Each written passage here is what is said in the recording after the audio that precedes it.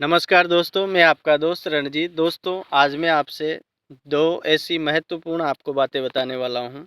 अगर ये 2 काम आपने अपनी ज़िंदगी में कर लिए, तो आपकी ज़िंदगी पूरी खुशियों से भर जाएगी। सबसे पहला तो दोस्तों, अगर किसी इंसान ने आपकी कभी न कभी ज़िंदगी में आपकी मदद करी हो, आपकी हेल्प करी हो, तो आप उस इंसान की बदले में मदद ज़रूर करें और उसका हमेशा एहसान याद रखें। उस व्यक्ति की आप दिल तो दोस्तों भूल कर भी कभी ना दुखाएँ जिस व्यक्ति ने आपकी मदद की हो। अगर आप किसी प्रोडक्ट के सेक्टर में काम कर रहे हो, तो ऐसी सिचुएशन कई बार बन जाती है कि आपको कोई प्रोडक्ट की नीड होती है, किसी कस्टमर को आपको कोई प्रोडक्ट देना होता है, लेकिन उस समय आपके पास प्रोडक्ट नहीं होता है। तब आप अपने मिलने वाले किसी साथी से बोलते हो कि यार आपके पास अगर ये प्रोडक्ट हो तो आप मुझे दे दो, मैं आपको मँगवा के दे दूँगा। तो आपका साथी अगर आपको प्रोडक्ट देता है, तो निस्वार्थ भाव से वो आपकी हेल्प करता है। उस प्रोडक्ट को किसी को देने से जो फ़ायदा होगा वो तो आपको होगा, उसका तो कुछ फ़ायदा होगा नहीं। और दूसरी बात, वो प्रोडक्ट आपको देता भी आपके घर पे है और वापस प्रोडक्ट को लेने भी वो उसके घर से चल के आपके पास आएगा। अपने ही प्रोडक्ट को लेने वो अपने घर से चल के आपके पास आएगा। तो आपका क्या दोस्तों इतना सा भी फर्ज नहीं बनता कि अगर वो आपसे बोलता है कि यार आपके कार्टून में 4 प्रोडक्ट मेरे भी मंगवा देना, तो आप क्या इतना सा भी उसकी हेल्प नहीं कर सकते? इतना सा आपका फर्ज नहीं बनता? बनता है ना दोस्तों? तो आपको उसकी हेल्प करना चाहिए और ये बात आपको कभी भूल के भी नहीं बोलना कि यार आप जो सामान मंगाओगे उसका चार्ज आपको आधा देना पड़ेगा। क्योंकि उसका सामान आप अपने कार्टून में मंगाओगे तब भी आपका वही चार्ज लगेगा, जब आप उसके सामान नहीं मंगाओगे तब आपको देना पड़ेगा, तब भी आपका चार्ज तो वही लगेगा। तो फिर आपको उससे चार्ज नहीं मांगना चाहिए ना। तो ये गलती आपको बिल्कुल नहीं करनी, क्योंकि ये एक बात से 10-20 रुपए की बात से उस इंसान के नज़रों में आपकी जो छवि बनती है ना, वो एक स्वार्थी इंसान की छवि बन जाती है और अगली बार वो इंसान आपकी मदद करने से पहले 10 बार सोचेगा। तो ये गलती आपको बिल्कुल नहीं करनी। एहसान मंद रहना है, एहसान याद रखना है, जिसने भला किया है उसका बदले में भला करने की आपको कोशिश करनी है। इससे आपका ही फ़ायदा है, आपकी ज़िंदगी में इससे खुशहाली बढ़ेगी। ऐसी सिचुएशन में अगर आप एक तीसरे इंसान हो जो आप सीनियर हो, दोनों लोगों के सीनियर हो, प्रोडक्ट लेने वाले का भी और प्रोडक्ट देने वाले का, दोनों का आप सीनियर हो।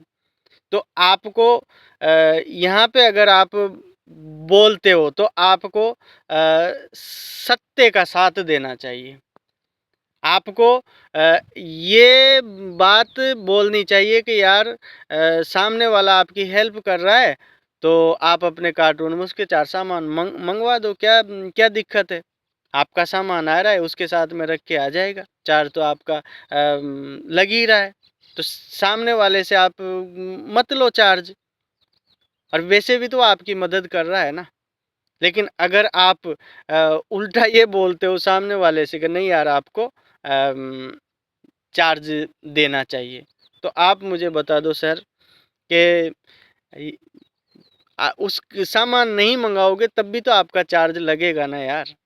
तो क्यों आप किसी के मतलब दिल को ठेस पहुँचाते हो? और फिर अगर वो इंसान वो हो जिसने आपके ऊपर तब भरोसा किया था जब आपको इस बिजनेस के बारे में कुछ भी आपको नॉलेज नहीं थी, आपके घर वाले तक आपके ऊपर भरोसा नहीं कर रहे थे, विश्वास नहीं कर रहे थे, आपको कुछ आता नहीं था, आप कुछ जानते नहीं थे, आपका पास कुछ अचीवमेंट नहीं था, आपके पास कोई नॉलेज नहीं थी, तब उस इंसान ने आपके ऊपर भरोसा किया था और आपका साथ दिया था। क्या आपका यही फर्ज बनता है कि आप उस इंसान को, वो इंसान सही होते हुए भी आपको उसका साथ नहीं देना चाहिए और उसी को गलत ठहराना चाहिए?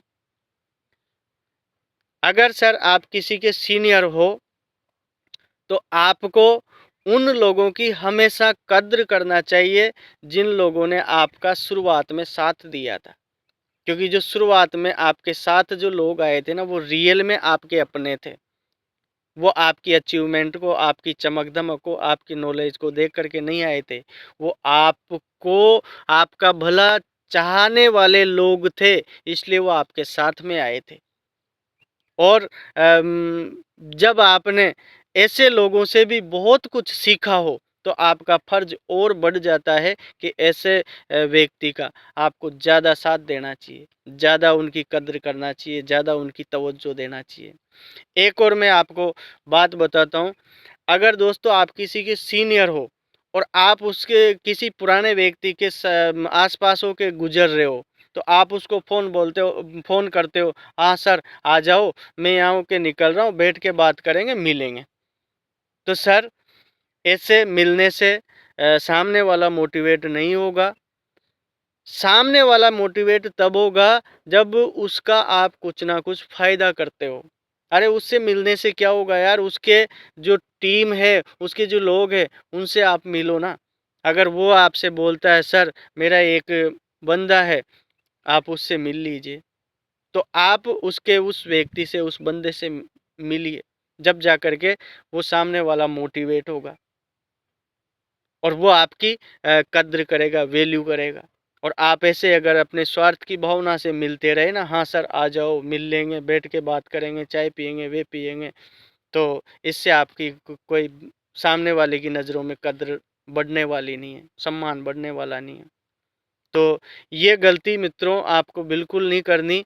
आपके किसी से भी अगर आप मिल रहे हो ना, तो एक बात अपने माइंड में पहले से बिठा लो कि मेरे मिलने से सामने वाले का फ़ायदा होना चाहिए। जब सामने वाले का फ़ायदा होगा ना, तब ही सामने वाले इंसान की नज़रों में आपके लिए सम्मान बढ़ेगा और तभी वह आपके साथ हमेशा खड़ा रहेगा। तो ये 2 काम आपको करने हैं। अगर आप ये 2 काम करेंगे, तो दोस्तों मैं आपको गारंटी देता हूँ कि आपकी ज़िंदगियों में ढेर सारी खुशियाँ आएगी और लोग आपके साथ में आएँगे, जुड़ेंगे, लोग आपका साथ देंगे। तो आज के लिए इतना ही। तो मिलते हैं दोस्तों अगले किसी टॉपिक के साथ में। तब तक के लिए बाय बाय। आप अपना ख़्याल रखें। थैंक यू दोस्तों।